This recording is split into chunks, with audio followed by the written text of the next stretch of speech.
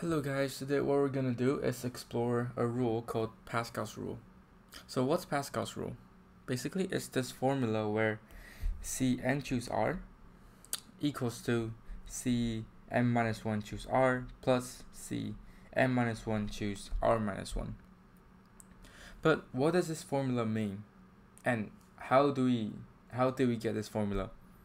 So let's look at the explanation from, let's say, the set of n things. So I have n things, and there's one object called A. Let's say from A's perspective, Cn choose R, right? It's basically from the set of n, well, the set size of n. So we have n objects here, right? So from A's perspective, it's n minus 1 objects are being chosen, right? And R of them are being chosen. So there are two possibilities. One where A is chosen within the R. So then it's Cn minus 1, because A is already chosen, so the number of objects that will be chosen within the remaining ones are R minus 1. Yeah? And if A is not chosen within the R, the number of R, then out of the n minus 1 objects, R of them are being chosen. Yeah? So it's basically like, let's say I have 5 people, let's say A, B, C, D, E,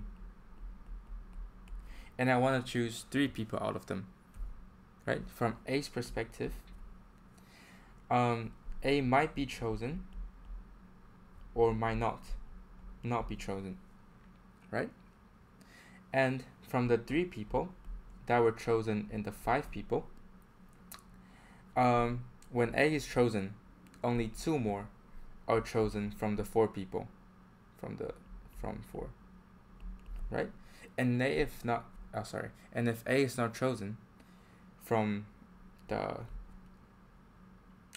B, C, D, E, then from the B, C, D, E, 3 are chosen from the 4. Yeah? So it's basically the expression of this thing and this formula, where Cn choose R from A's perspective.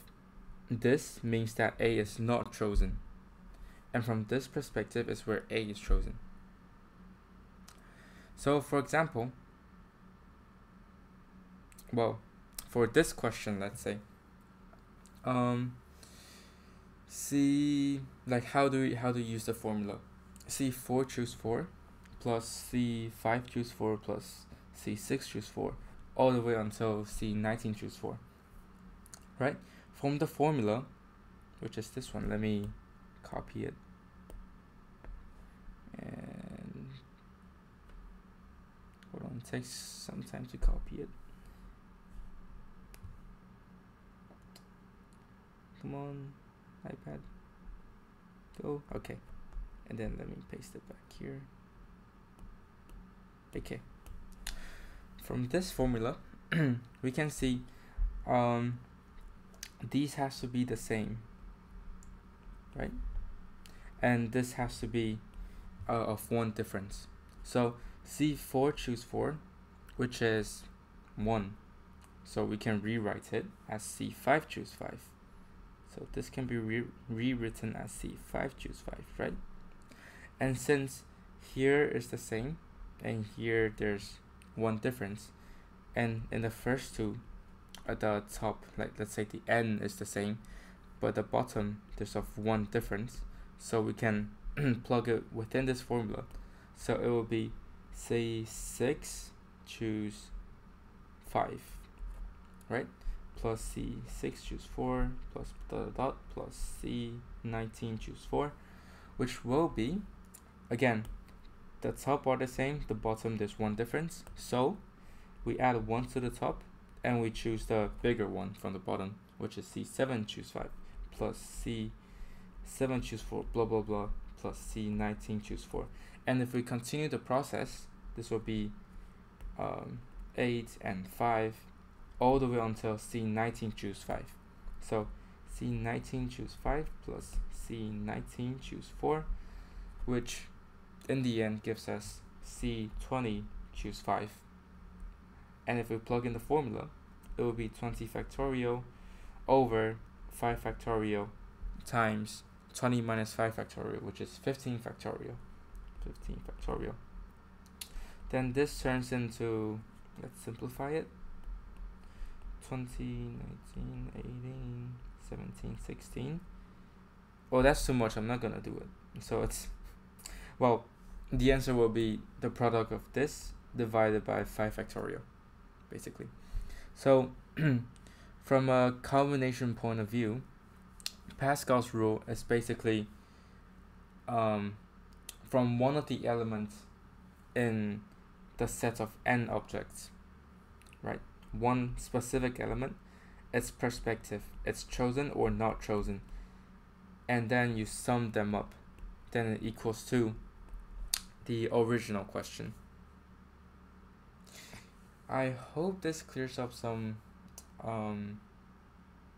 well, I hope you guys understand this video, and if you actually want to work it out, you can try to do it algebraically, like from the formula of combination, where you write C n choose r as n factorial over r factorial, n minus r factorial, and write them all out, and you actually be stunned by, oh, it's actually true.